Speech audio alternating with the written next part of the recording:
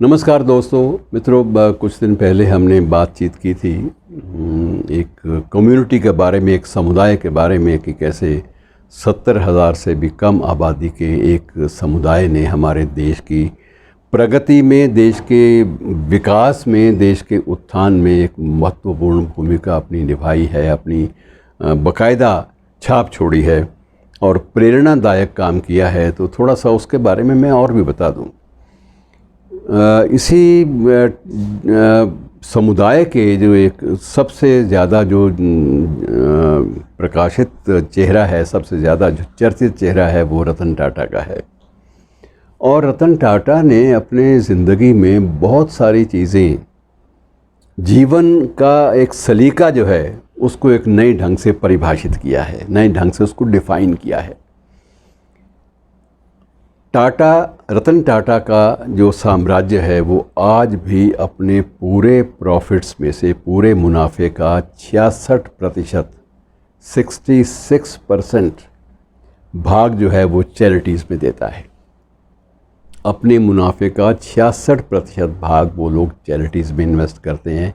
इन charities में care foundation भी है और बहुत सारी अन्य फाउंडेशन हैं जिनमें वो लोग महत्वपूर्ण भूमिका के लिए अपनी कमाई में से, अपनी नेक कमाई में से, अपनी साफ़ सुथरी, नेक तो मैं इसलिए कि ये लफ्ज़ आम तौर पे अध्यात्मवादियों के लिए होता है, लेकिन अपनी साफ़ सुथरी कमाई से, बेदाग सी कमाई से और हिसाब किताब की सही कमाई से 66% भाग मुनाफे का चैरिटी में दे देना, ये बहुत बड़ी बात है।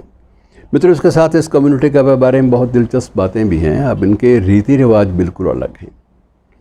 रीति रिवाज बिल्कुल अलग हैं कि यहाँ तक कि जो अंतिम संस्कार की जो विधि है वो भी बिल्कुल अलग है। उसमें भी ना तो दफन की है, दफन की परंपरा है और ना ही चिता की परंपरा है। बिल्कुल अलग ढंग से अंतिम संस्कार होता है।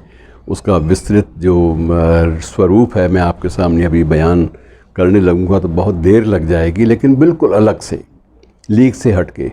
लेकिन उसके बावजूद हमारे किसी भी भारतीय संस्कार में या भारतीय संस्कारगत संस्थान में इन्होंने अपनी भूमिका निभाने से कभी इनकार भी नहीं किया। चाहे वो बहुत बड़ा प्रोजेक्ट राम मंदिर का हो या दूसरे को प्रोजेक्ट हो बहुत बड़े, जिसमें विकास की बात भी हो और सौहार्द की बात भी हो, तो वहाँ ये कम्युनिटी हमेशा आगे रही है। रतन टाटा जो हैं वो सबसे पहले आगे आते हैं। इस तरह से गोदरेज का नाम भी आता है, तो गोदरेज ने भी अपनी अलग से एक जो प्रभावोत्पादकता है, अपनी जो एक इम्प्रेशनिस्ट जो और एक परफेक्शनिस्ट जो एक नीति है, उसको हमेशा कायम रखा है। तो उसका सबसे बड़ा कारण एक है कि स्वयं रतन टाटा की बायोग्राफीज़ तो बहुत आ चुकी हैं और उनके जो संस्मरण हैं वो भी पुस्तकाकार में आजकल उपलब्ध हैं। उनकी ज़िंदगी में एक बात रही है कि एक तो उन्होंने अपने उद्योग को, ये सारे पारसियों की बात मैं कर रहा हूँ, कि अपनी इंडस्ट्री को, जहाँ जहाँ जिस फील्ड में है, अपनी इंडस्ट्री को उन्होंने देश से ऊपर नहीं माना।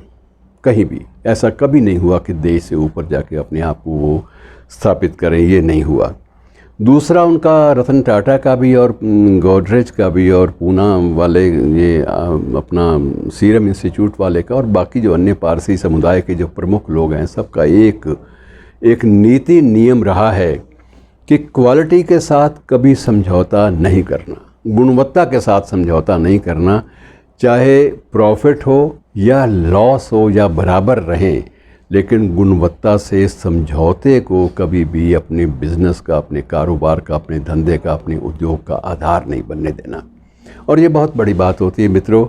अक्सर ये होता है कि हमारी इंडस्ट्री में टैक्स चोरी और बहुत सारी दीगर ऐसे धांधलियाँ जो हैं वो उजागर होती हैं। ये सरकारी संस्थानों में भी होती हैं, गैर सरकारी संस्थानों में भी होती हैं, लेकिन आपको इस कम्युनिटी के किसी भी उद्योग में आपको कम से कम ये आरोप दिखाई नहीं देगा कि ये आरोप कभी भी चस्पा किसी ने नहीं किया अब तक कि इन लोगों ने कोई भ्रष्टाचार का सहारा लिया, अपने आप को आगे करने के लिए जोड़ तोड़ का सहारा लिया, या कुछ ऐसे दाव पेच आजमाए जिसे आज मार्केटिंग की स्ट्रेटजीज़ कहा जाता है।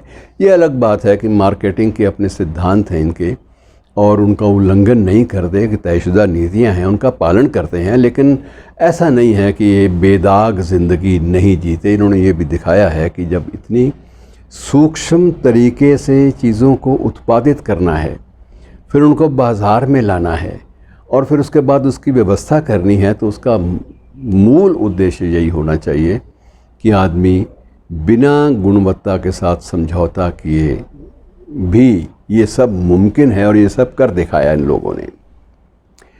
एक और बात जिसका रतन टाटा ने और बाकी जो अन्य उद्योगपति इन्होंने जो विशेष रूप से जिसका उल्लेख ये लोग बड़े आत्मविश्वास के साथ करते हैं, गर्व के साथ तो नहीं मैं कह सकता, लेकिन आत्मविश्वास के साथ कि इन्होंने अपनी इंडस्ट्री के लोगों को सबको एक टीम माना, नंबर 1, और नंबर 2 सबको अपना परिवार माना। और परिवार की परंपरा जहाँ तक आती है मित्रों, मैं थोड़ा सा आपको दिलचस्प एक चीज़ बता देता हूँ सिर्फ बांटने के लिए। मैं कहीं भूल चूक ऊंची नीची बात भी कमी हो जाए तो उसे व्यापक संदर्भ में लीजिएगा। टाटा एम्पायर ही है जिसमें अक्सर ये देखा गया है कि ज़्यादातर मामलों में वंशज को, डायरेक्ट वंशज को कार्यभार नहीं मिला। सबसे पहले जो टाटा थे उनको भी एक संतान गोद लेनी पड़ी थी। नवल टाटा बीच में आए थे, तो नवल टाटा के बारे में भी ये कहा जाता है कि उनको भी एक अनाथ आश्रम से गोद लिया गया था। लेकिन बाद में इस कम्युनिटी के लोगों ने, संस्कारों ने और उस औद्योगिक संस्थान की जो स्वस्थ परंपराएं हैं, उन्होंने इन चीज़ों को इतना ज़्यादा मानवीय अंदाज से देखा कि वो ऐसा किसी को नहीं लगा कि ये किसी और वंश परंपरा से हैं। और ये स्थितियां जो हैं ये लगभग एक आध स्थान को छोड़कर ये निरंतर चली आती हैं कि कभी टाटा के साम्राज्य में डायरेक्ट सीधे वंशज को आगे पदभार नहीं मिला। और कई बार तो ऐसा भी हुआ कि दूसरे समुदाय के लोग भी इसमें शामिल कर लिए गए। वो इसलिए कि जो ब्रांड है इसकी अहमियत ज़्यादा है, इन चीज़ों की नहीं है। और यही हाल पत्रकारिता में रहा, मीडिया में भी दखल रहा है। मीडिया में दखल सबसे बड़ा एग्जाम्पल आपके सामने ब्लिट्स का है। रूसी करंजिया भी एक पारसी थे, अलग ढंग से जिए। ऐसा ही उल्लेख जिन्ना के बारे में भी कहा जाता है कि उनकी जो पत्नी थी रद्दी, वो भी एक पारसी समुदाय से थी। तो ये बहुत सारे इस समुदाय के बंदों ने, समुदाय की विभूतियों ने अलग संस्कारों में जीते हुए भी देश की परंपरागत जो दायरे हैं, वृत्त हैं, उनका कभी अतिक्रमण नहीं किया, कभी उनको एनक्रोच नहीं किया, कभी ऐसा नहीं किया कि अपने किसी रीति रिवाज की वजह से ये लोग दूसरे संप्रदायों के लिए या दूसरे धर्मों के लिए कोई ख़तरा पैदा हो। ऐसा भी कभी नहीं हुआ। एक बात ज़रूर ये प्रश्न अक्सर उठता है, जिसका विश्लेषण बाद में फिर किसी एपिसोड में, कि ये जनसंख्या क्यों नहीं बढ़ी, इनकी सीमित जनसंख्या कैसे रह गई।